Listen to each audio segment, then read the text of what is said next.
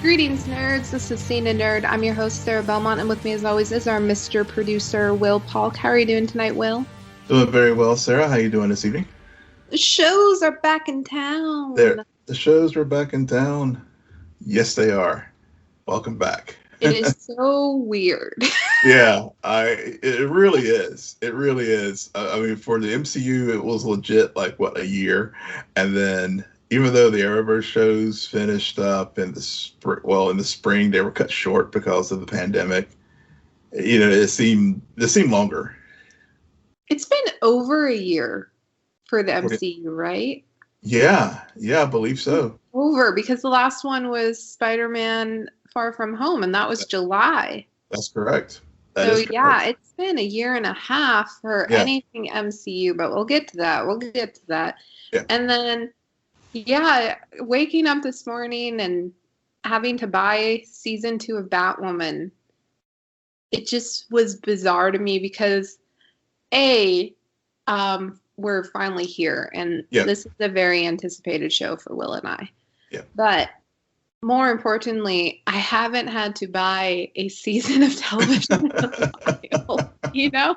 Yeah. I was getting ready to message you and saying, so why isn't this on HBO? Why can't, I feel like streaming services for the last 6 months have kind of taken over my world, and I haven't really had to think about it, but now I'm like, oh, great, the buy-in TV seasons. Oh, I know. I had to double check my DVR I still have cable, so I had to double check to make sure my DVR was set for Batwoman, because I didn't want to miss it. I mean, of course I know I could stream it on CW the next day, but I was so ready to watch it last night because I've really missed the show, and I was just really excited about seeing Javicia take over the lead too. So I don't want us to get too deep into the discussion, because I know we have a couple other things we wanted to talk about. But yeah, it's great that things are back. Yeah, I mean, January, it's been funny because I know you and I talked about this last time, I think, about how we were part 2 of the big Arrow crossover. Yeah. This time a year ago. Yeah. And now it appears that the Arrowverse crossover has been canceled due to COVID, which was expected, but it's very interesting because I felt like at the beginning of COVID, we were hearing all of this information about the crossover because with Arrow being gone, Supergirl being announced leaving, they're having to introduce these new characters, not to mention Black Lightning as well. So they were going to use a crossover this year to kind of launch them. But man, CW have just been juggling a lot of changes, not only in their lineup, but in their cast and now COVID. And it's just we're not gonna do that this year. Yeah, I saw that. I guess the president of CW Entertainment made that announcement last week, and that because originally, you're right, because originally I think there was going to be the Superman and Lois, and I think Batwoman crossover, and then of course because of just the complexities of trying to film all these shows and keeping cast in quarantine and bubbles and those kind of things, they had to scrap it. So and it was and we've talked about it before, how Herculean an effort it is just to do these crossovers anyway, because you're juggling multiple cast and production schedules and all that kind of stuff. So clearly with the pandemic now, that's just not going to be able to happen this year. Well, let's be honest. The creative is a bit strained after the last one, because the last one sucked. I was really mad at the last one. I don't even think I watched them. I watched all the episodes. I have yet to ever go back and rewatch. And I honestly don't want to, just because I remember thinking how much trash it was. For whatever reason, and maybe because it was following such a classic crossover with the What If that happened the previous year, but Crisis on Infinite Earths, I just it was just let's not. I'm not. I'm gonna start thinking about that crossover. Yeah. My feelings. Let's move on from that. Yeah, let's move on. But right when things are getting started, we get more information about things being pushed back, and it seems that the Flash is gonna have a delay to their start. Yeah. So last night during the Batwoman season premiere, there, CW always does their little, advertising and show, and there was the advertising 2-hour event for Superman and Lois. And then, of course, I saw on Twitter, I think Bam Smack Powell and some others also started speculating about what's going on with the Flash. And when you go to the Flash's Twitter page now, they updated it from February 23rd to now coming soon.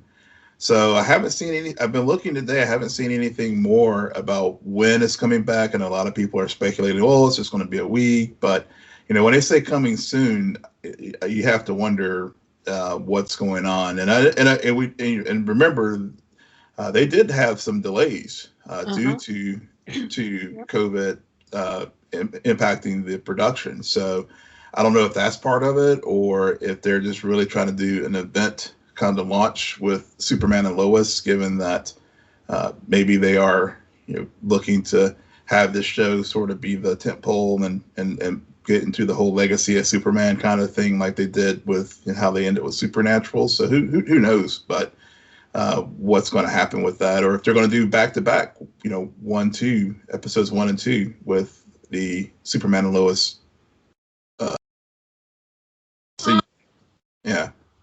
Yeah, I mean, coming soon has a whole new meaning for us. To me, coming soon now means 2022.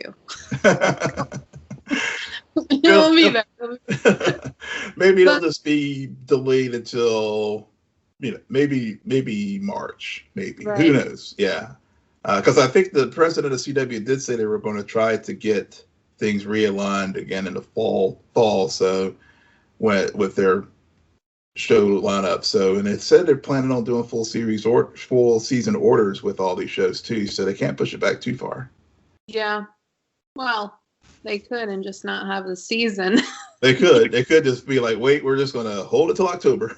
Yeah. I don't know. It's TV. It's going to be interesting this next year because a lot of seasons and shows that got pushed back or delayed, all of these decisions are going to be made. Well, how many episodes do we give them this year? Mm-hmm.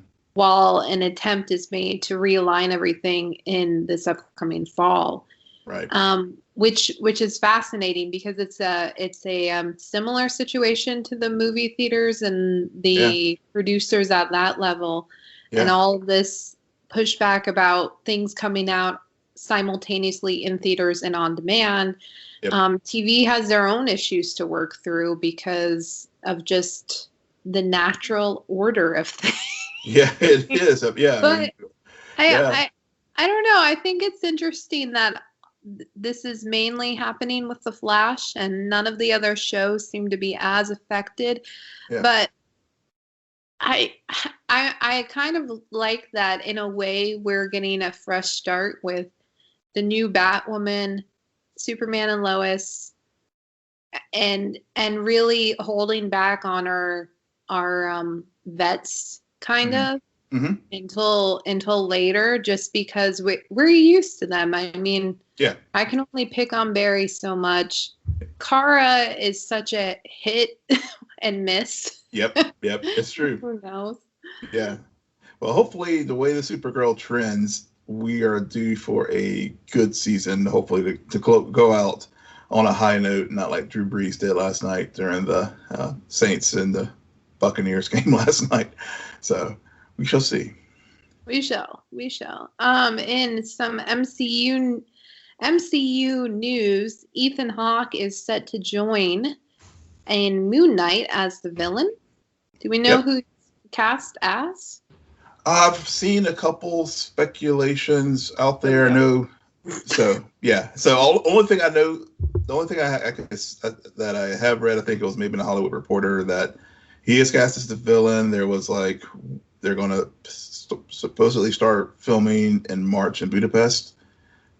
So So, we have different, we you and I remember Budapest a lot differently, but, there's that. I did see some speculation on that he may be Spectre's brother, I think, which would be, and there's also another character, I can't remember the name of it right off the top of my head that I saw, but bottom line, Ethan Hawke is joining the MCU, and again, they just continue to bring in just amazing talent for these products.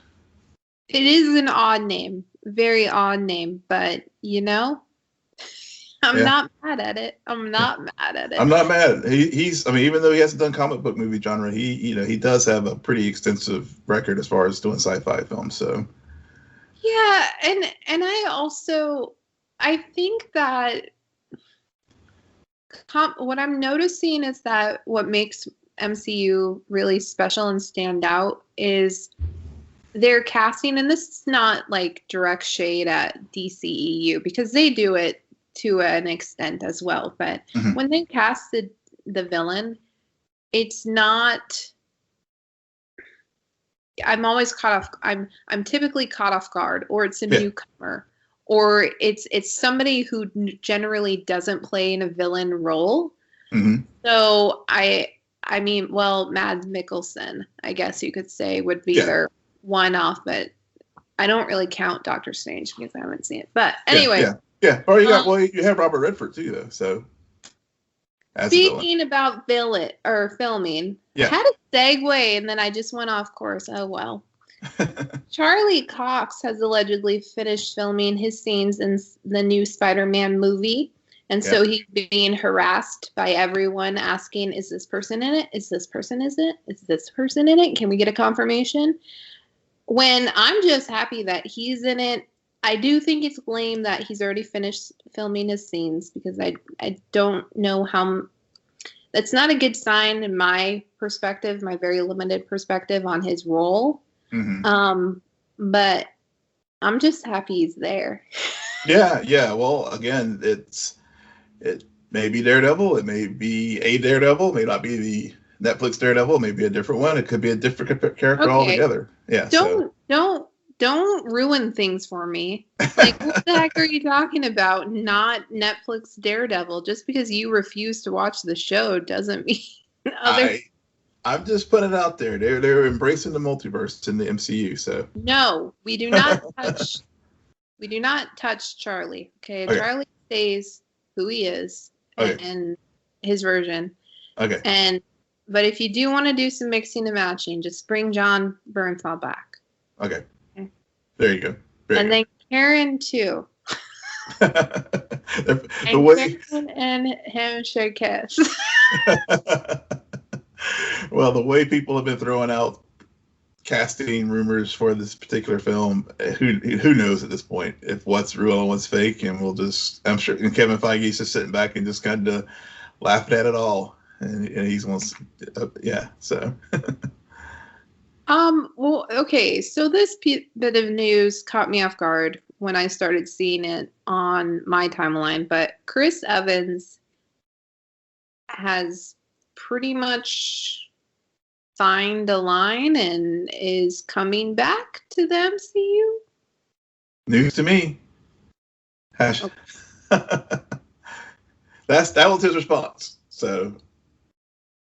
Oh, that was his response? That was his response. So, so that afternoon, because Deadline, I think, was the ones who first reported it, that he was coming back to the MCU.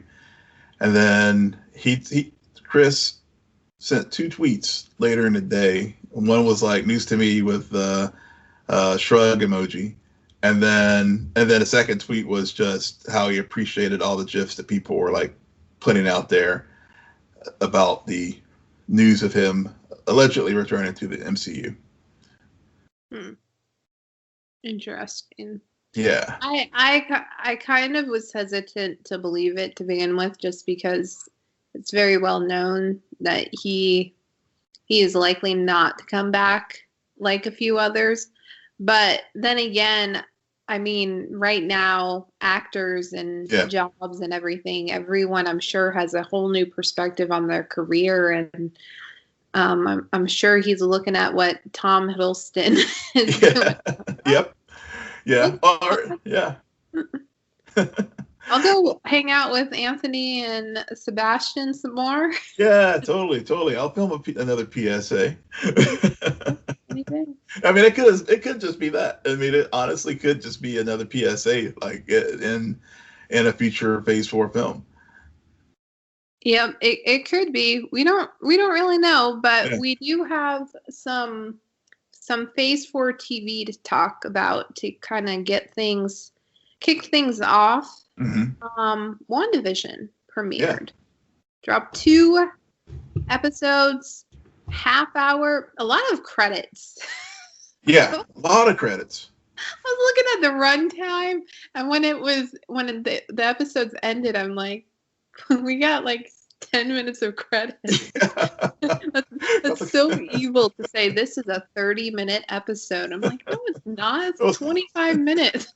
It's like 25. Yeah, I guess the first one was like, what, 20? I think it said 25-minute runtime, and the second was 36 minutes. But yeah, you're right. The credits went on and on. I was like, okay. And, given that as Marvel, I was like, I can't like not watch the credits because something will always show up. Yeah. I was very worried about that, so I did the same thing, and I regret it. Because yes, okay, here's the beauty. This is on a streaming service, so if you don't, and then find out that there was, you can always go back and watch it. Yeah, true. It'll show up. Yeah. So what are your thoughts? What are your first thoughts on WandaVision premiere? So first thoughts,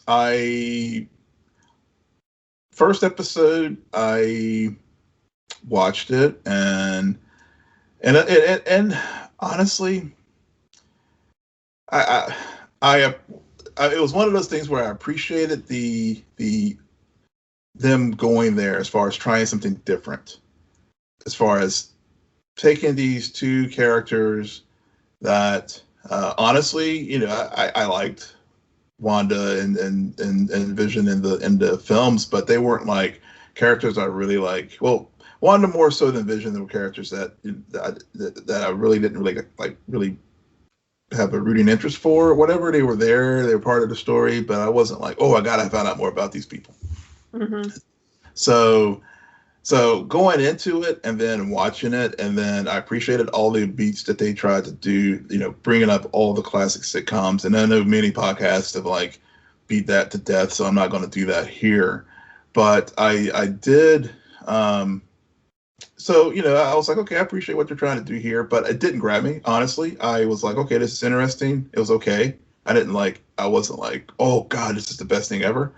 Right. But and then the second episode, I actually fell asleep. So I mean, I did. Show? Yeah, I'm just gonna be honest. I did, and I went back, because I was maybe I was just tired or whatever, but I watched it the next day. I did like it, but I gotta be honest. I mean, it's I'm enjoying it because, one, I've just missed the MCU so much because it has been, like we said, over a year that we've had any content from them. Mm-hmm. But it's not. But if I get spoiled online, I'm not going to be torn up about it. Guys, don't listen to him, okay? Because by saying that. Yeah.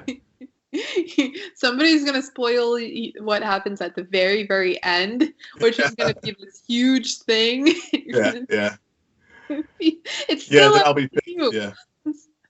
Don't. That's just for me. Don't do that to Sarah. Just do that to me. I don't.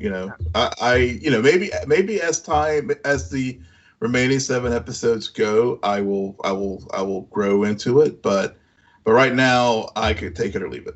Yeah, I'm pretty much on the same wavelength as you are. I didn't fall asleep, but I pretty much tuned out of the second episode.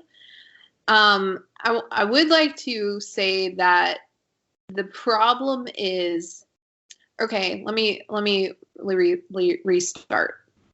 I'm going to say that they fully committed, and Mhm. we knew this going into it, that they were doing this spoof on the sitcoms and this fantasy Pleasantville world that Wanda or someone else has created for Mhm. them to live in, and for her to feel like she didn't have that idea of love taken away from her, which she did in very pivotal moment in the MCU.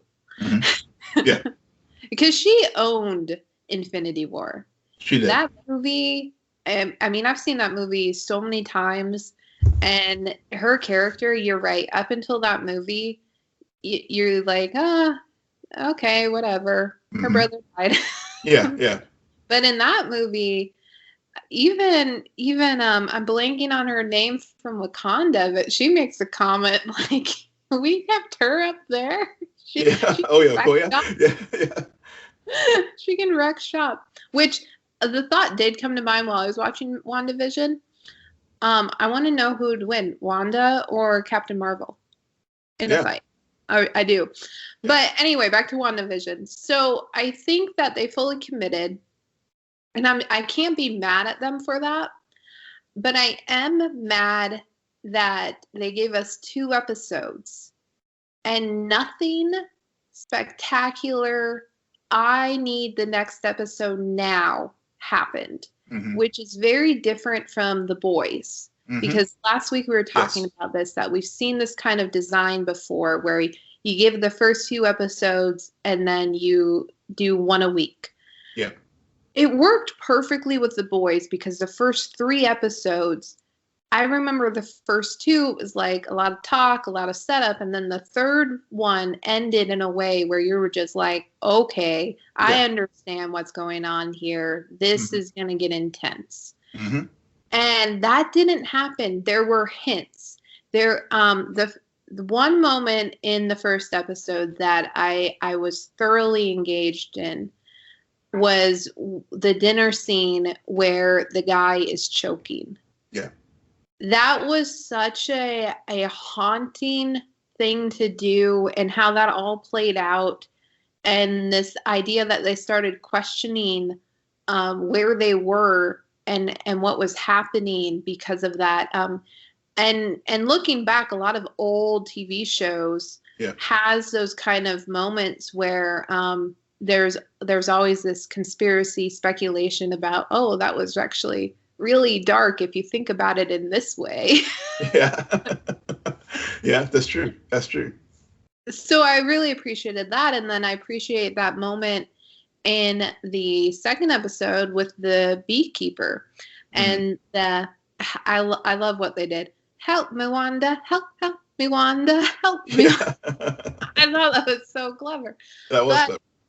those are moments, Yeah. and they were like flashes in a pan. They didn't stick. They didn't like, oh, now we're getting somewhere. They were just, it felt like a big tease. Yeah. It did feel like a tease, and it definitely like. I mean, I'm sure when we get to episode 9, and we'll go back and we'll be like, oh, that was the purpose of the beekeeper. Oh, that was the purpose of Mr. Hart choking at the dinner table. But in these isolated moments, you're right. It's just sort of like, okay, these are good bits, but how does this fit into the overall whole of this series? Yeah. And there has been so much discussion about this show leading up to the show that I kind of feel like I already know how it's building. Mm-hmm. And that's even more frustrating for me, because I'm like, in my mind, I'm deconstructing, okay, why did this fall flat? Well, they didn't, they're holding back, and if they're holding back, that's fine. But why release 2 subpar episodes, and hopefully the third one kind of really builds momentum. Mm-hmm. And then I'm just going to be mad because they should have released the first 3. Yeah.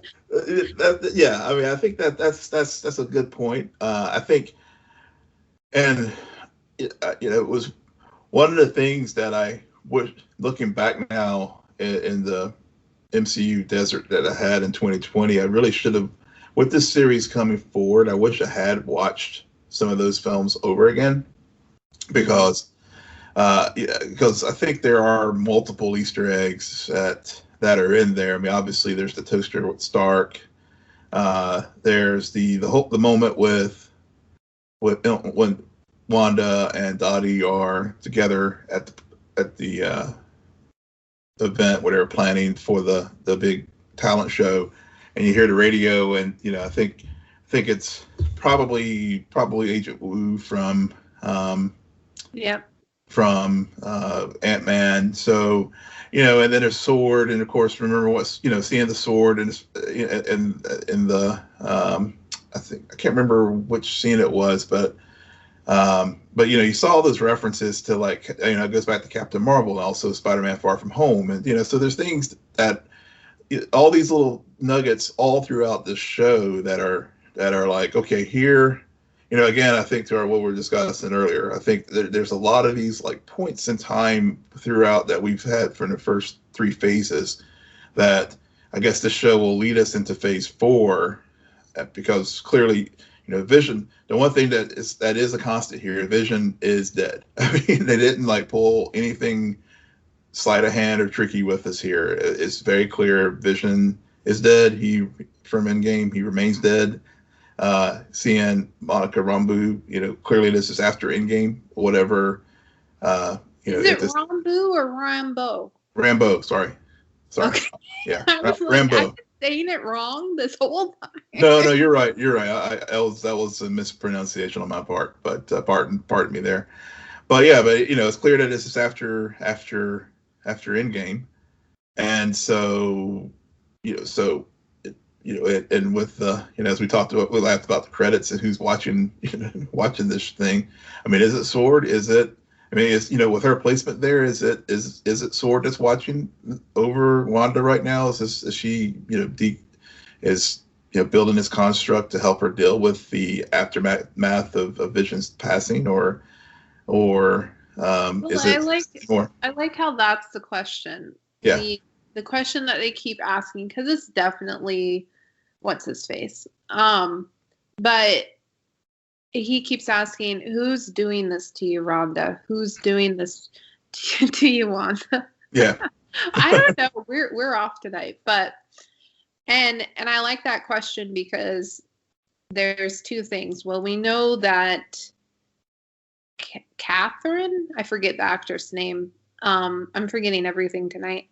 But she is supposed to be a villain and potentially could be controlling this. Mm-hmm. However, Wanda being Wanda and some of the comic book storylines, a lot of us are kind of honestly hoping that it really is Wanda who's creating this manifestation. Mm-hmm. Maybe she's getting a little bit of support. She doesn't really understand it. Yeah.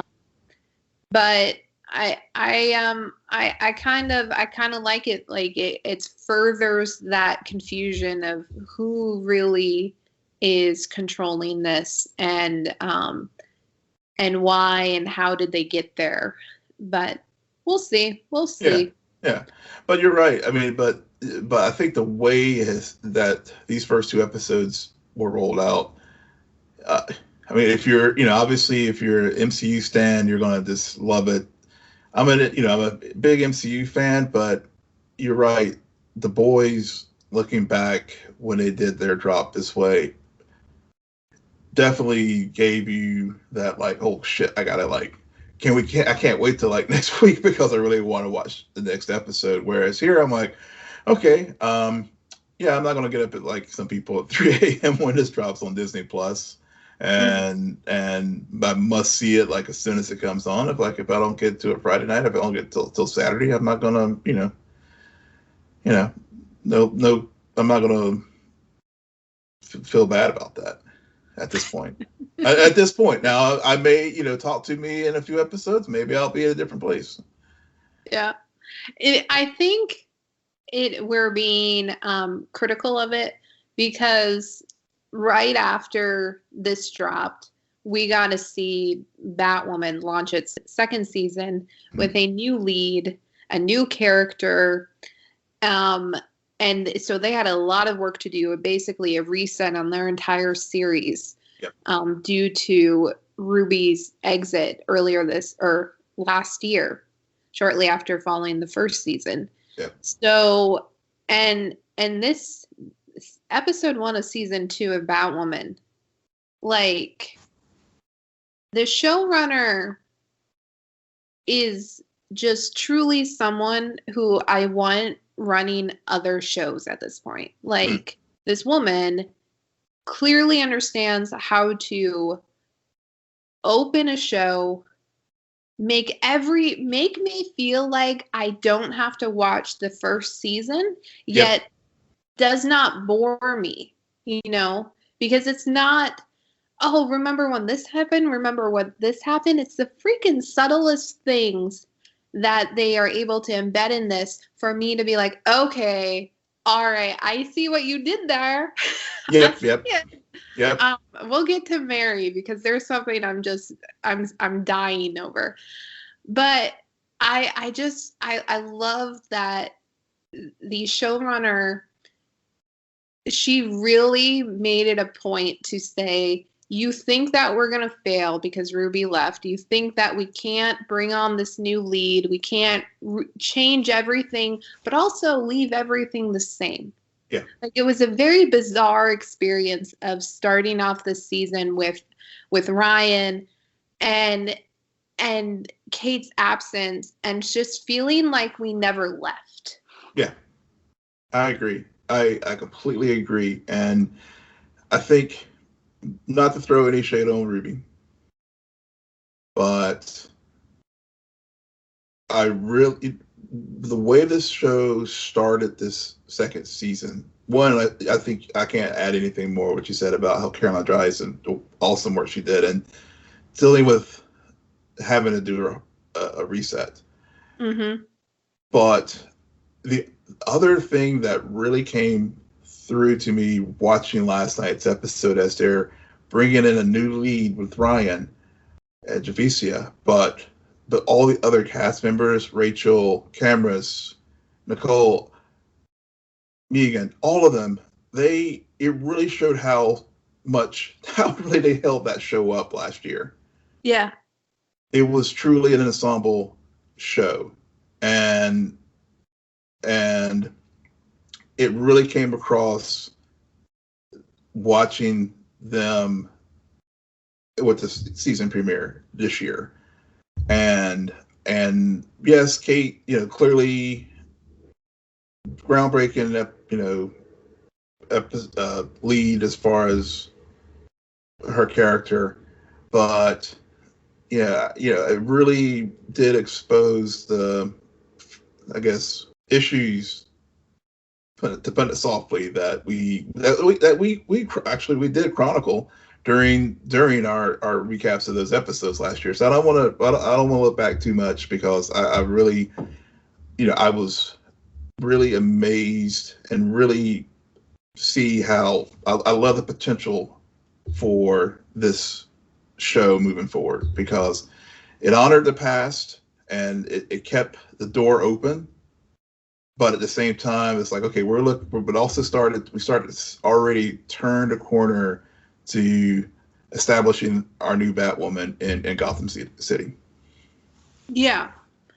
I mean, the show kicks off with Gotham raining jet parts.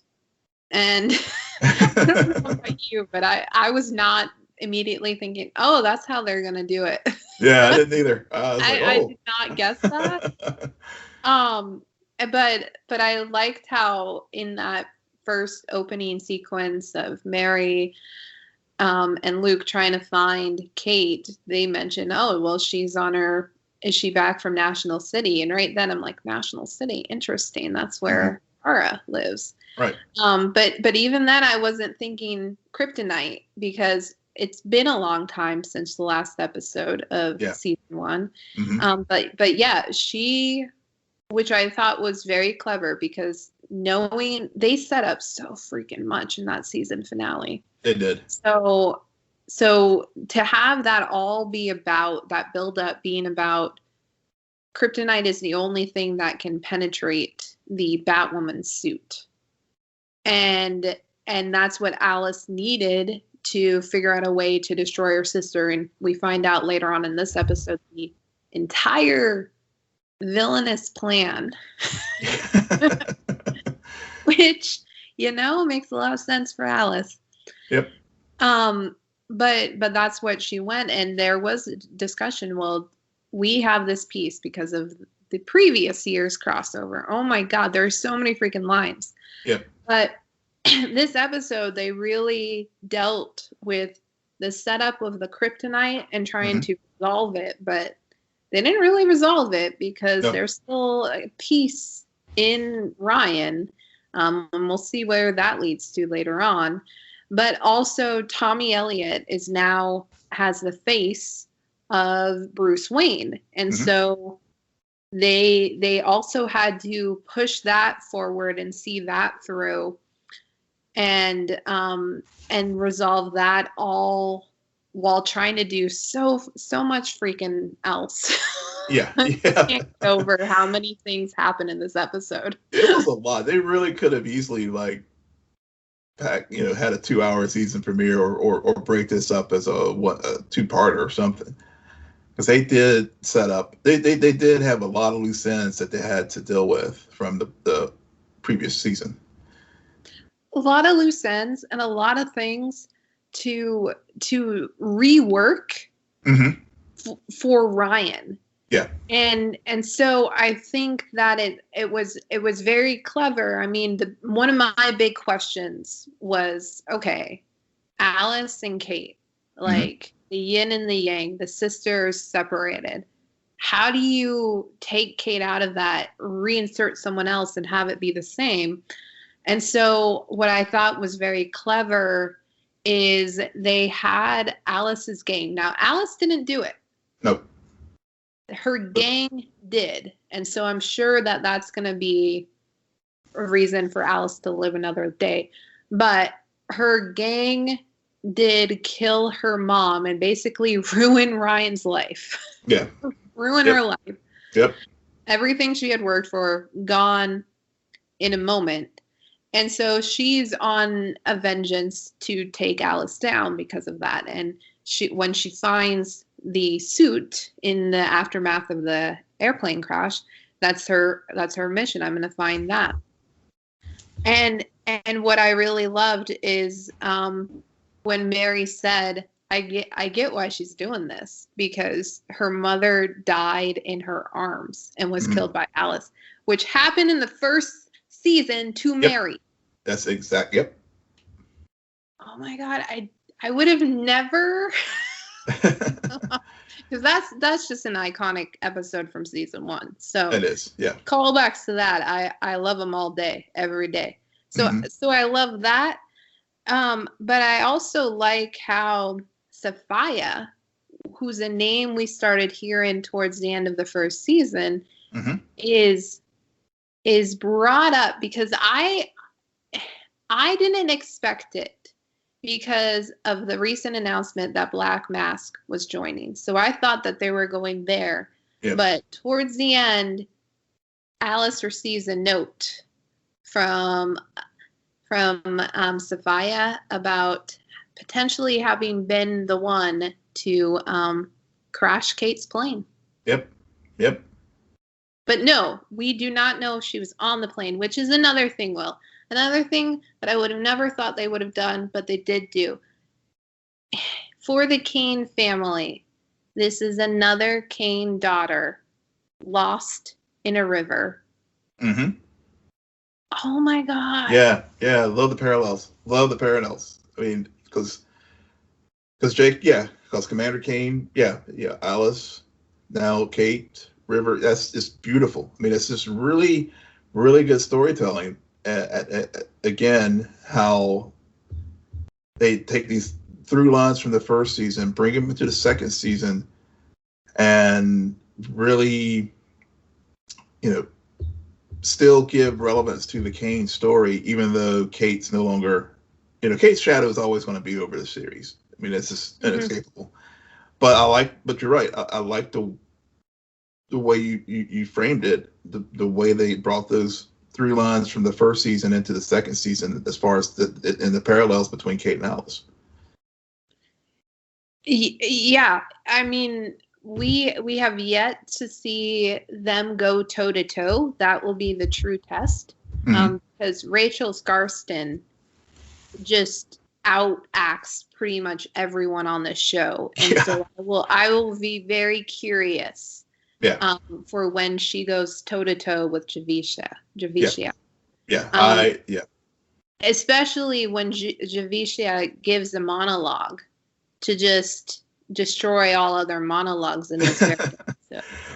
Okay, that was my one area of the episode that I did kind of cringe, but really? Yeah. You didn't like it? It just felt kind of tropey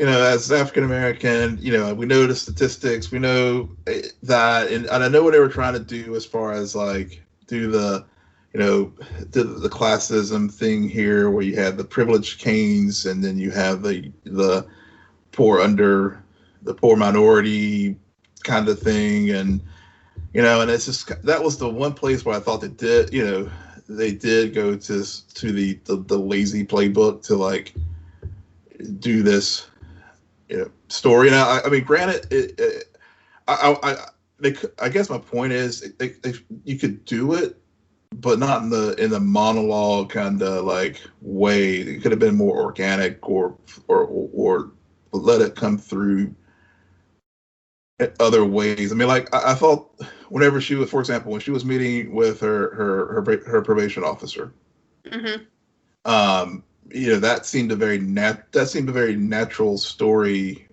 way of just making the point about her background and all the challenges that she has had to overcome, without it's just so being on the nose. I mean, it's good. I mean, those things need to be said. Don't get me wrong, but sometimes you can. I think I just felt like it was just way too on the nose for me as a viewer than I thought the other ways that it had sort of been fleshed out in the episode worked better for me. So that was my one area where I thought, that's the only area where I was like, all right, CW, you're doing your preachy CW thing, but that was the only place where that it got to me a bit. I cringed more with lame Wayne, but that's a whole nother issue. I mean, the actor who plays Tommy Elliott, I think, is just a great actor. So yeah, he is. Yeah. But I do agree with you that I don't necessarily blame the words so much as the delivery was weird, because she sounded so different in that moment than any other places, and so it felt almost out of character. Yeah, totally. I also wonder if it would have been different had she not been saying those to two other minorities. That's true. Now both, but because I mean Luke. I mean, well, but Luke had a pretty privileged life himself. I mean, he's Lucius Fox's son, so he was Bruce Wayne's right hand guy. True. And Mary, also. I mean, and their privilege both cost them their parents, but yes, very true. Yeah. So maybe they were the ones who needed to hear that. Now that we're talking about it more. So, because check, because Luke definitely had a lot of issues with Ryan, clearly, and it was very one he's very he was already he was always possessive about the equipment, Batman equipment anyway, even with Kate. But now, especially with someone who in his eyes, he is not he in his own way he's looking down on her. And right. So, and yes, Mary and Ryan definitely had that connection with losing their mothers to violent acts of crime, but again, she is still Commander Kane's stepdaughter, and the Crows are a very well-off organization, and Kane and Wayne's first cousin, so they're not hurting as far as money. So from that standpoint, yeah. So looking at it from that vantage point, as we discussed, even though tonally I think you're right, it did seem a little out of character with everything else up for the rest of the episode, but maybe it was the message that they needed to hear, so that when they do start formulating that team down as the season progresses, it'll be that kind of foundational come to Jesus moment that Ryan needed to have with Luke and Mary.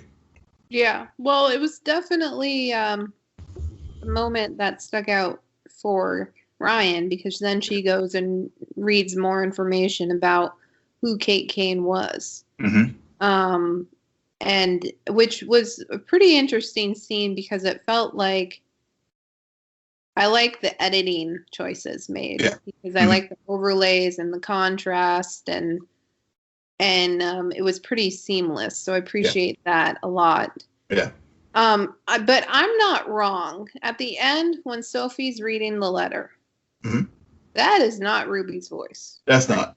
No. Okay. I was listening carefully. I was like, that doesn't sound. I mean, it's close, but it's not quite there. I didn't even think it was close. I was listening and I was just like, I'm supposed to think this is Kate. But if I remember correctly, maybe Ruby has a very low voice. Yeah. Kate in the bat suit, reading it. Yeah. Which actually, that was another nice touch too, because I always wondered about the bat suit, and it was an automatic thing. If there was a voice modulator in there, so seeing Ryan's voice change when she was wearing the bat suit was a nice little touch. And then also just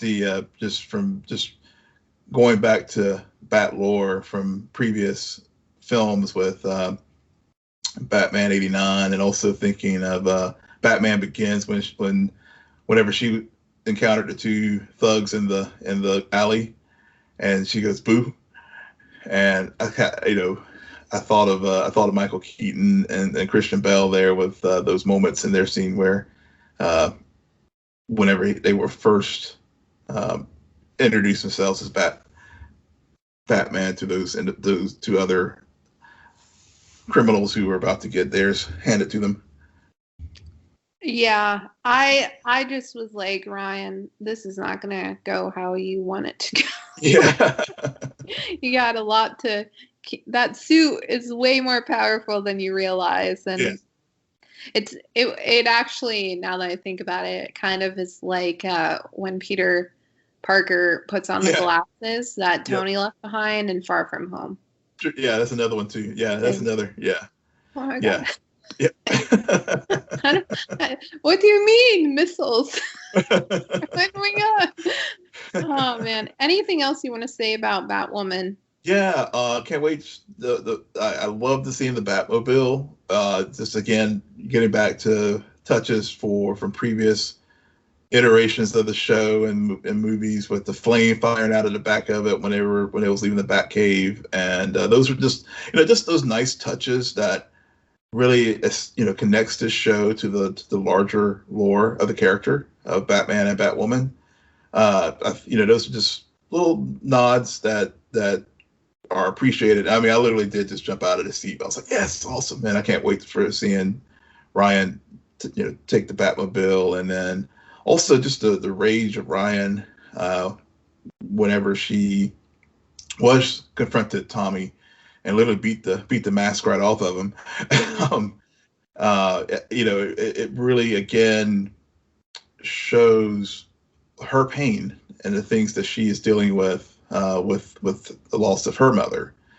And so, and really we'll be looking forward to seeing how they explore that over the course of the season. And of course, that eventual showdown between her and Alice. Because, since Alice was there the night that her mother was murdered by Alice's gang, that's definitely going to be something that will be a very monumental moment in this show. And then of course Alice just untethered from Kate now. Gosh, I mean, she's just gonna be batshit crazy, more so. So yeah, I still, my money's on what I predicted a while back about how when they do confront each other, it's going to be from the perspective where Alice has always had a crutch of I was supposed to have this life that Kate got, and I didn't because nobody saved me from the river that day, and I ended up in a demented person's family and learned all of this stuff, and everything I was forgotten about, poor me, victim, and which is juxtaposed to Ryan, where Ryan also was, through the course of unfortunate events, all of a sudden it's just like everything I was working for got taken away from me. Yeah. But I didn't choose to start a gang and just commit myself to criminal behavior. No, I've committed myself to being a hero, a protector of justice. So I think I'm still embedding that they're going to go there. Yeah, I think you're right. I do think you're right. And as we learn more about Ryan's backstory and how she ended up in the circumstance that she found herself in, we'll show that she's truly hero for that will take up the mantle of Batwoman in Gotham City. Yep. And we also over the weekend watched One Night in Miami, which is available on Amazon Prime. Will, what are your thoughts about this movie? Oh God, where do I begin? I loved that movie. I really did. I mean, it was based off of a play, the same name, and Regina King was the director of this particular film. The woman's amazing. She can do so many things. But it took place after, it was based on an actual event of after Cassius Clay, aka Muhammad, later known as Muhammad Ali, had just defeated Sonny Liston to become heavyweight champ. And so Cassius, Sam Cooke, Malcolm X, and Jim Brown, who was very famous football player, but then later became actor, and still with us today of the four, met in a hotel in Miami, and it basically is conjecture about what they discussed and what happened that night in that hotel.